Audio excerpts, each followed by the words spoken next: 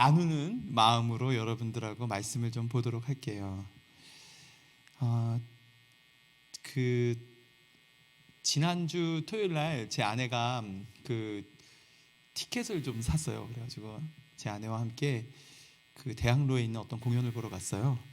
그 아내가 제가 너무 일 중독이 될까봐 한 2달에 한 번씩은 자기가 티켓을 사서 억지로 가겠다 해서 갔는데, 그 공연에서 이제 뮤지컬이었는데 유명한 7080 가수들, 특별히 돌아가신 분들의 노래들을 이렇게 모았어요. 혹시 유재하라는 가수 혹시 아세요? 우리 다 아시네. 네, 좋습니다. 젊은 친구들은 잘 모르는 거, 노래를 들으면 알 것 같은데 가사를 좀 띄워보세요. 제가 노래를 한번 불러드릴게요. 이 노래 되게 좋은 노래래 가지고 가사를 좀 띄워주세요. 파워포인트 두 번째 슬라이드에 있는 건데, 내가 넘길 수 있구나. 갑시다. 네, 가사 보시면 노래가 생각이 나세요? 제가 불러볼게요. 보일 듯 말 듯 가물거리는 안개 속에 쌓인 길, 잡힐 듯 말 듯 멀어져 가는 무지개와 같은 길, 그 어디에서 날 기다리는지 둘러보아도 찾을 수 없네. 후렴 그대여. 네, 거기까지 하겠습니다. 부르고 싶죠? 이 명곡입니다. 사실은 이게 20대 때 유재하 씨가 노래 만들고 돌아가신 노래죠. 그런데 아까 찬양 우리 강 목사님 인도하신데 굉장히 미성이시네, 목소리가. 그래서 굉장히 찬양하면서 즐거웠어요. 노래 음악을 굉장히 좋아하거든요. 이 찬양에서는 이제 이 찬양의 이 노래에서는 물론 이게 찬양은 아니지만 어떤 인생에 있어서 내가 가는 길이 맞고 있나 라고 하는 것을 고민하는 20대 청년들의 느낌이 이제 전달이 되죠. 근데 이제 저는 몰랐는데, 저도 이제 50대 중반인데 저도 처음 가보는 길이에요. 전부 다 50대 이후로 60이 가까워지면서 어떤 일이 발생하는지 전혀 몰랐어요. 매번이 불확실한 거예요.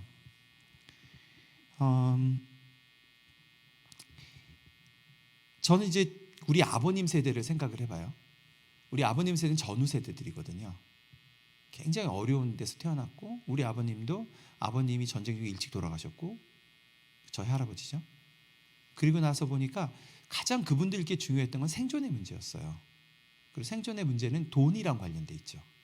그래서 지금도 말씀들을 나누시면은 돈이 있느냐 없느냐에 대한 그런 긴장감들이 늘 느껴져요. 그리고 나서 저는 또 이제 낀 세대니까 우리 애들이 이제 30이 돼가요. 근데 이제 걔네들이 얘기를 해보면 걔네들은 어떤 두려움들이 있냐면요.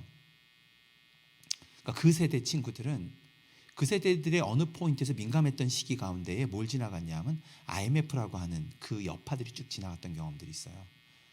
뭐 IMF를 직접 어렸을 때 겪긴 했지만 그 여파, IMF 1997년, 98년에 이 동아시아 경제 위기가 지나가면서 근본적으로 한국 사회는 변했습니다. 초경쟁 사회로 들어가게 되거든요. 그러면서 이 아이들 가운데에 우리 부모님 세대는 돈이 있느냐 없느냐, 그것들에 대한 굉장한 긴장감, 돈이 많으면 모르지만 돈이 없으면 항상 좌절감들이 있거든요. 근데 이 아이들 세대 가운데는 어떤 게 있냐면 내가 시장에서의 가치가 있는가 없는가에 대한 것들에 대한 끊임없는 질문들이 있어요. 그리고 그 적절한 직장에 취직할 뿐 아니라 거기서 자기의 시장 가치를 높일 수 있는가 없는가에 대한 질문들이 있는 거죠. 이 불확실성, 긴장이 계속 진행이 되는 거예요. 그럼 나는 어떤가? 요즘은 조금 덜한데요. 한동안은 제가 우리 아내랑 이제 밤에 이제 자기 전에 그런 얘기들을 나눈 적이 있어요. 갑자기 우리 아내한테 그런 거 던지는 거죠. 되게 이제 제가 많이 이 과로 때문에 피곤하면 던지는 질문인데, 혹시 여러분도 어떠신지 모르겠어요. 제가 던지는 질문은 여보, 내가 지금 잘 살고 있는 거지? 나 잘하고 있는 거지? 물어보면 이제 우리 아내 항상 대답은 똑같아요. 잘하고 있어. 얼른 자. 왜냐하면 이제 피곤해서 그런다는 거 아니까. 근데 이제 이런 어쨌든 그게 격려가 돼요. 그런 질문들이 젊건 나이가 많건 죽음을 앞두고 있건 과연 인생의 여정에서 내가 바른 길을 선택한 건지, 바르게 가고 있는 건지, 이게 다인 건지, 이제 그런 질문이 인생에 있어 본질적인 질문인 거죠. 다음 제가 내가 넘기면 되죠. 근데 제가 이 본문을 읽을 때에 사실은 몇 년 전에 이걸 좀 깜짝 놀란 적이 있었어요. 예수님이 이때 나이가 아마 30대 중반쯤 됐을 거예요. 예수님 나이가 정확히 BC 7세기에서 3세기 태어난 걸로 보통 얘기를 하잖아요. 30대 초반이거나 중반이었을 텐데 갈릴리에서 살다가 이게 이제 돌아가실 때 제자들하고 나눈 대화거든요. 특별히 요한복음 17장은 기도문이었을 가능성이 많아요. 초대교회에 기도문이 들어왔겠지만 또 예수님이 그 얘기를 하셨겠죠. 그게 이제 나중에 계속 반복되어 나왔겠을 텐데, 제가 깜짝 놀란 건 요한복음 10장 4절에 예수님께서 이런 얘기를 해요. 나는 아버지께서 내게 하라고 맡기신 일을 완성하여 땅에서 아버지께 영광을 돌렸습니다. 여기서 쭉 읽는데 어떤 그 인생의 성취감 같은 게 이 청년한테 있는 거예요. 죽음을 앞둔 청년에게 있는 거예요. 내가 할 거 다 했어 라고 하는 거죠. 근데 현실을 보면은 그렇게 화려한 게 뭐가 아무것도 잡힌 게 없는 상황인 거예요. 곧 제자들은 흩어지고 도망갈 테고 자기는 죽음을 당할 테고, 그리고 교회라고 부르기라기보다는 공동체에 가까운 거죠. 제도적인 교회가 전혀 안 만들어진 거죠. 그렇다고 글을 쓴 것도 없어요. 사실은 모든 제도는 글로부터 시작되거든요. 문건화로부터 시작되는데 예수님은 아무 문건도 남긴 게 없어요. 그냥 제자들하고 3년 동안 지냈던 삶의 기억들, 제자들 또 여성들, 그게 다예요. 그러니까 손으로 잡힐 만한 게 뭐가 없는 거죠. 근데 마지막 돌아가시기 전에 아버지께서 하라고 하신 일을 완성하여 땅에서 아버지께 영광을 돌렸습니다 라고 얘기하는 거 보고서 제가 굉장히 충격적이었어요. 이게 뭐지? 저는 이제 대표가 된 다음에 매년 그 이사회랑 이제 정책을 같이 세워요. 정책을 세우는데 그러면은 꼭 분명한 명료한 목적을 정해요. 그 왜 그러냐 하면은 이게 선교단체도 그렇고요. 아마 교회도 그럴 거예요. 매일 있는 일이 반복되는 것 같은 느낌이 있거든요. 이게 어디를 향해서 간다기보다는 그냥 하는 것 같다. 그리고 별로 변하는 것 같지 않다는 느낌이 들 때가 있거든요. 그런데 1년 시작되기 전에 충분히 의논을 한 다음에 우리가 늘 하던 일은 꾸준히 하지만 하던 일 기본적인 거 밥 먹듯이 반복되죠. 귀한 일이에요. 그렇지만 이런 거는 좀 개선해 볼래? 라고 이사회, 그러니까 당회쯤 되겠죠. 교회를 따지면. 의논해서 그거를 명료화시켜 놓으면 1년이 끝났을 때 깜짝 놀라는 거는 하나님이 우리를 통해서 하신 일들이 이렇게 체크가 돼요. 또 생각지 않은 일도 터져요. 좋은 일, 또 나쁜 일, 또 못한 것도 있어요. 즉 뭐냐 하면은 생각이 명료하면 성취감을 찾을 수 있어요. 과연 내가 그 일을 했는지 안 했는지를 알 수가 있어요. 예수님한테는 굉장히 명료했던 거예요. 자기가 맡겨진 일들이. 왜 그러냐 하면 우리가 이 세상에서 살지 않는다면 모든 게 명료할 거예요. 그러나 우리가 살고 있는 세상은 죄악된 세상입니다. 끊임없이 세상의 기준이 우리를 이렇게 치고 들어와요. 슉슉 치고 들어옵니다. 그래서 흐려져요. 나중에 내가 처음에 왜 예수를 믿었지? 내가 처음에 왜 목사가 됐지? 내가 처음에 왜 이 일을 시작을 했지? 내가 왜 예수 믿기로 한 거지? 무엇 때문에 한 거지? 어디를 향해서 가지가 그냥 다 흐려지는 거죠. 그리고 어느새 세상의 기준이 치고 들어와요. 우리 전 세대 같으면 아까 말한 대로 내가 재정을 충분히 갖고 있나? 또 우리 다음 세대 같으면은 커리어, 과연 내가 시장에서 기능할 만큼 나의 기술이 늘고 있고 존중받고 있나? 또 우리 세대 같은 건 또 다른 질문들이 있죠. 그것들이 마구 치고 들어오면서 내가 어디를 가는지가 불분명해져요.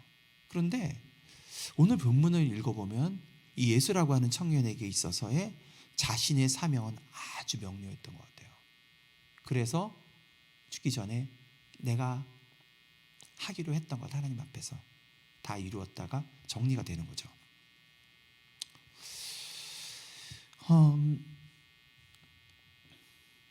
넘겨주세요.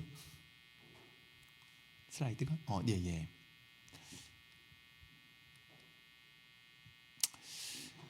신약 성경에서 가장 많이 나오는 대목 중에 하나가 그 엔 크리스토라는 단어입니다. 바울이 아마 100번도 넘게 썼을 거예요. 바울 서신서에서 가장 많이 반복되는 예수 그리스도 안에서라고 하는 거죠. 예수께서 그 3절에 뭐라고 얘기하면 영생은 오직 한 분이신 참 하나님을 알고 또 아버지께서 보내신 예수 그리스도를 아는 것입니다. 이것도 굉장히 명료하죠. 영생에 있어서, 왜냐하면 우리가 영생, 구원 이런 것들을 이제 아무래도 우리가 처음 복음을 받았던 시점이 일제시대 때로 굉장히 어려운 때였거든요. 그러다 보니까 이 영생이나 구원에 대한 관점을 관계적인 관점으로 보기보다는 시간적 개념으로 볼 때가 많아요. 그래서 이 다음에 천국에 가면 모든 것이 이루어질 것이라고 생각할 때가 많죠. 그리고 마치 그 천국이 다른 세계에 있는 것처럼 생각을 하고 있죠. 그러나 유대인들에게는 사실은 이 지구와 독립된 다른 천국이라는 개념 자체가 없습니다, 기본적으로. 왜냐하면 하나님의 나라는 다윗의 왕국이거든요. 이 땅 가운데서 시작이 된단 말이죠. 예수께서 그런 개념은 아닌 거죠. 하나님 앞에서는 과거와 미래와 현재의 구분이 없죠. 시간을 초월합니다. 그리고 그 본질에는 관계성이 있죠. 하나님을 알고 아버지께서 보내신 예수 그리스도를 아는 것이다 라고 얘기를 합니다. 즉 뭐냐 하면은 구원이라고 하는 것, 영생이라고 하는 것은 예수 그리스도를 통해서 회복된 관계적인 면이 있는 거예요. 그러나 그것 말고 하나가 더 있습니다. 예수님의 경우를 보면 그 관계가 회복되었을 뿐만 아니라 예수께서 늘 자기가 무엇 때문에 보냄받은지를 알고 있다는 얘기가 복음서에서 계속 등장합니다. 계속 등장해요. 사람들에게는 사명적 정체성, 관계적 정체성, 하나님의 사랑받는 아들, 인정받는 딸으로서의 관계성도 회복이 필요하지만 그 구원에 있어서는 하나님께서 나를 원래 하나님의 종으로서, 하나님의 일꾼으로서, 하나님의 증인으로서 왜 이 땅에 보내셨는지에 대한 사명적 정체성이 필요한 거죠. 한 달 3주 전에요. 3주 전에 가깝게 지내는 김진수 장로님이라는 분을 만났어요. 이분은 원래 강원도에서 태어나셔서 어렸을 때 굉장히 어려운 일을 많이 겪었죠. 대학에 들어갈 수가 없었어요. 그래서 일찍 공고에 들어갔고 그 다음에 공고 끝난 다음엔 직원으로 일했어요. 한전에서. 자기 누나는 자살을 했고 자기 형은 알코올 중독자가 됐어요. 너무 가난한 집이라서. 그런 와중에서 하나님이 인도하셔서 야간으로 공부를 했고 나중에 미국에 유학까지 갈 수 있었어요. 그래서 미국에서 IT 회사 500명 규모의 언스트 영이라고 하는 상을 3번이나 받았을 거예요, 아마. 새로운 기업. 그거 하고 계실 때 제가 처음 만났어요. 교제가 시작이 됐어요. 2000년쯤에. 너무 좋았죠. 굉장히 정직하게 사업을 운영하고. 근데 어느 날 이분이 일찍 60에 은퇴를 하시더니 지금 생각하면 제 나이 또래요. 60이 되기 전이니까. 사업을 다 정리했어요. 근데 열심히 골프를 치시더라고. 그러면서 나보고 제가 가면은 미국 가서 방문하면 조 교수, 그때 제가 교수할 때니까 조 교수 골프가 정말 좋은 운동이야. 골프 전도사가 되셨어요. 그래서 제가 이거 좀 쉬시기도 하셔야지 그 정도 생각을 했거든요. 근데 어느 날 이분이 변화가 되더니 그 캐나다 북쪽에 있는 인디안 마을에 들어가서 버섯을 팔기 시작을 하면서 거기 경제를 회복하는 일에 참여하시기 시작하셨어요. 그리고 지금은 임업 쪽으로 옮기려고 좀 하고 있는데 오래간만에 한국 들어오셨길래 냉면 같이 먹었죠. 근데 그분이 저한테 그 말씀하시는 거예요. 어떤 얘기를 하냐면, 조성교사, 내 생각에 나는 신학을 공부한 적은 없는데 말이야, 내 생각에는 구원의 확신만큼 중요한 게 목적의 확신인 것 같아. 이 말씀하시더라고요. 나는 내 인생이 어느 한 꼭지점을 향해서 하나님이 인도해 오셨다는 것을 깨닫는 기쁨만큼 큰 게 없는 것 같아. 그 말씀을 하시는 거예요. 제가 뭐 감동으로 들었죠. 감동으로 들었어요. 제가 뱀운동에 들어온 지가 2006년부터 제가 뱀운동을 시작을 한 거거든요. 그때 저는 원래 북한 들어가려고 준비하고 있었던 사역자였어요. 평양 가기도 준비하고 있었고, 그런데 정말 생각지 않게 성령님 임하셔서 제 신앙적 전통과 다르게 그렇게 강하게 인도하셔서 뱀 쪽으로 들어왔어요. 근데 뱀 운동에 들어와서 쭉 지내면서 제가 결국 깨닫게 된 것은 뭐냐 하면은, 제가 과거에 선교를 접근하던 방법은 뭐냐면 거대 담론적 접근이었어요. 뭐냐면은 하나님이 전 세계를 경영하셔. 근데 복음을 못 들은 사람들이 여기는 많고 여기는 너무 적어. 하나님이 전 세계를 운영하시는데 여기는 부유한 사람들이 많은데 여기는 가난하고 어려운 사람들 너무 많아. 그리로 가야 되지 않겠어? 사실은 저는 거기에 이렇게 걸린 사람이에요. 저는 왜냐하면 모더너티 시대를 살던 사람이거든요. 합리적이면, 말이 되면 저는 들어갑니다. 옳고 그른 일, 사회 정의, 불균형 맞추기 위해서 내 인생 드린다? 기꺼이 할 수 있어요. 그런데 뱀운동에 들어와서 제가 깨달은 건 뭐냐 하면은, 뱀운동을 통해서 깨닫게 된 것은 하나님께서 그런 거대 담론을 보고서 뛰어드는 어떤 그런 특별한 사람들만 쓰시는 것이 아니라 그냥 자기 인생을 생존하기 위해서 꾸준히 살아왔던 사람들에게 하나님이 투자하고 계시고 인도하고 계시고 경험케 하시고 은사를 개발을 해서 쓰시기를 원하신다는 거예요. 마치 김 장로님이 그냥 살려고 버텨낸 건데 인디안 마을에 들어가 봤더니 자살한 사람들, 알코올 중독 걸린 사람들이 그냥 거진 단 거예요. 그 자기 어렸을 때 그 모든 아픔이 어떤 의미에서 하나님이 준비하신 손길이라는 것을, 한 꼭지점을 향해서 움직인다는 것을 뒤늦게 발견하는 거죠. 그러면서 저는 이 예수 그리스도 안에서라고 하는 말이 얼마나 자유케 하는 말인가, 그리고 얼마나 유연한 말인가. 우리가 예수 그리스도 안, 그 갈릴리의 한 청년을 통해서 이루신, 그렇게 대단치 않은 일이에요. 사실 어떤 면에서는 의미를 부여하면은 굉장한 의미가 부여가 되지만 보이지 않는 의미들이 그 안에 있어요. 하지만 겉으로 드러난 것은 가시적으로 내세울 만한 게 거의 없어요. 아무것도 시작된 게 없거든요. 그런데 그 예수 그리스도 안에서 우리의 삶을 돌아볼 때에 우리 안에 일하시는 거대 담론, 세계를 운영하시는 하나님이 아니라, 그 하나님도 있지만 내 삶 자체를 택하셔서 부르시고 인도하시고 이끌어 오신 하나님의 선교를 발견하는 거죠. 제가 지금 그 선교적인 접근이 많이 변했어요. 과거에는요, 모든 사람 14시창으로 가야 됩니다. 미전도중교 가야 됩니다. 여러분도 가셔야 됩니다. 하나님이 부르십니다. 이렇게 접근을 했어요. 요즘은 그렇게는 안 해요. 그보다는 듣습니다. 이 사람을 인도하신 하나님이 어떤 손길인가, 그리고 하나님이 어떻게 인도하셨나, 그리고 이 사람이 이 스스로 발견할 수 있도록, 그리고 그 선교의 모습은 굉장히 다양할 수 있다는 것을 인정하기 시작합니다. 그러면 그 본질은 뭘까요? 예수께서 자신에게 만족감을 주었던 것이 있어요. 예수님께서 그 성취감이 있어요. 예수님이 집중했던 건 이것입니다. 나는 이 사람들을 위하여 간구합니다.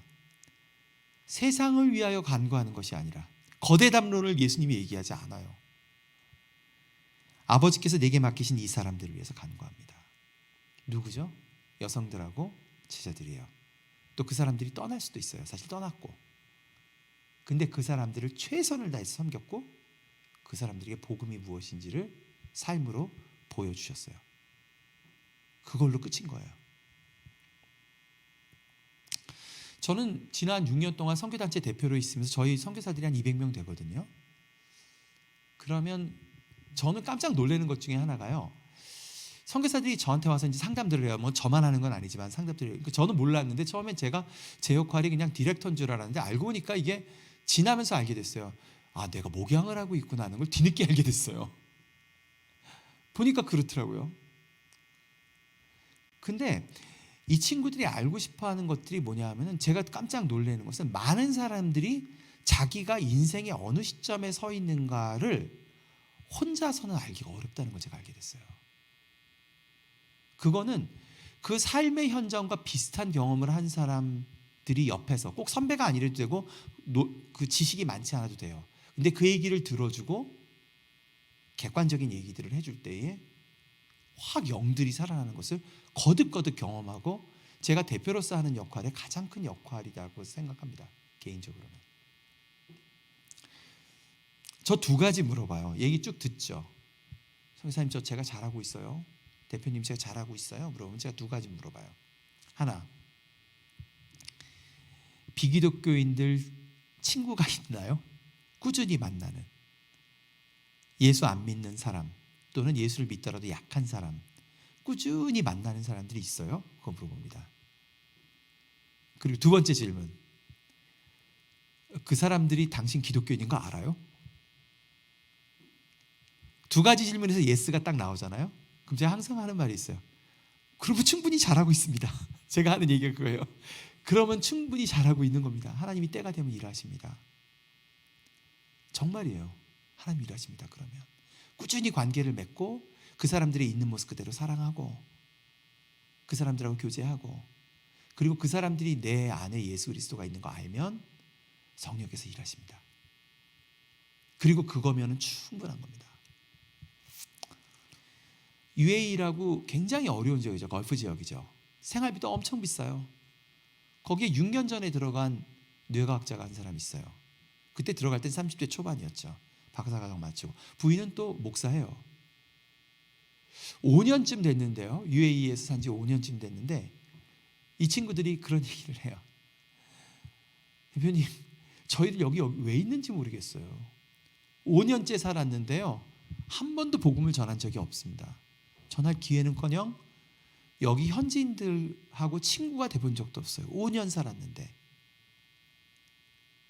저희가 이러는 지역 중에 이런 지역이 많아요. 그래서 그 두 가지 질문했죠. 그래도 꾸준히 만나는 사람 있어? 그 사람들이 당신 기독교인인 거 알아? 직장에서 계속 만나고 있었죠. 근데 작년부터 6년째 들어가는데 역전이 일어나기 시작했어요. 이 친구들이 집에 초대하기 시작한 거예요. 왜냐하면 UAE는 인구의 3분의 1이 본토이고 3분의 2가 외국 사람들이에요. 그러니까 외국 사람들은 이따 떠나는 사람으로 알고 있거든요. 5년 미만의 사람들은 교제를 하지 않는 거예요. 근데 진짜 말대로 5년 지나고 나니까 이 친구들이 초대를 받는 거죠. 2달 전에는 14년 동안 이집트에서 간호사로 일하던 싱글 자매를 만났어요. 그 자매 내 기억하거든요. 그 자매가 13년째 되던 시점에 나한테 성교사 대표님, 전 한 명도 지금 복음을 예수님 영접시킨 사람이 없습니다. 내가 이 일을 여기서 왜 하고 있는지 몰라요. 근데 14년이 되는 시점부터 영접하는 사람들이 계속 나오고 있어요. 코비드 기간 동안에 놀라울 정도로 나오고 있어요. 그 일들은 하나님이 하시는 일입니다. 아주 명료하죠. 우리가 우리에게 맡겨진 사람들을 알고 있는가? 하나님이 내 인생의 시점, 그리고 내 직업, 내 경험들을 통해서 나를 만나게 하는 친구들이 있는가? 가족들이 있는가? 교우들이 있는가? 아니면 동료들이 있는가? 그리고 그들하고 진짜로 만나는가? 진짜로 만나고 있는가? 그리고 그들이 내가 예수 믿는 사람인 것을 알고 있는가? 그리고 그들에게 복음이 증거되길 기도하는 거죠. 예수 그리스도 안에서 복음을 살고 복음을 때가 될 때까지 기다리는 거죠. 나누는 거죠. 성령께서 나누십니다. 그 일을 예수님 하셨고 그걸로 충분하다고 하신 것입니다. 마지막 얘기하고 마칠게요. 예수께서 그 얘기를 하십니다. 나는 이 사람들을 위해서만 간구하는 것이 아니라 이 사람들의 말을 듣고 나를 믿는 사람들을 위해서도 빕니다. 어떤 사람들인가요? 예수 그리스도를 따라서 예수 그리스도처럼 사람들을 사랑하고 그리고 그들 가운데 하나님이 아버지 되신 것이 증거되기를 원하는 그 명료함만 남기고 나머진 것들을 쫙 정리하는 사람입니다. 예수님께서 그 사람들이 예수님의 제자들뿐만 아니라 그 이후에도 나올 것을 위해서 기도하십니다. 사도행전에 보면은 이 예수 그리스도를 따라 사는 삶, 하나님 아버지를 사랑하고 그 관계 가운데 살 뿐만 아니라 하나님 아버지, 예수 그리스도를 따라서 하나님 아버지를 증거하기를 원하는 사람들, 그 길을, 그 심플한 명료함을 걸어가는 사람들을 그 도를 아는 사람들이라고 얘기했습니다. 헬라어로 헤이호더스라고 나오죠. 그 도, 그 길, 예수 그리스도를 따라감. 괜찮아요. 예수 그리스도를 따라감. 기도하는 것은 우리들이 그 명료함 가운데에 우리의 삶을 돌아봤으면 좋겠어요. 어떤 질문이 있든지. 그리고 함께 모여서 기도할 때에 그 명료함 가운데 살도록 우리 육체가 약해서 그리고 우리가 세상의 강력한 힘 가운데 흔들릴 때에 성령께서 임재하셔서 진리의 영 되신 성령께서 예수 그리스도를 증거하고 그 예수 그리스도를 따라 살기로 하는 이 길을 우리 가운데 새롭게 하시기를 기도합니다. 우리 잠깐 기도할까요? 각자 기도합시다.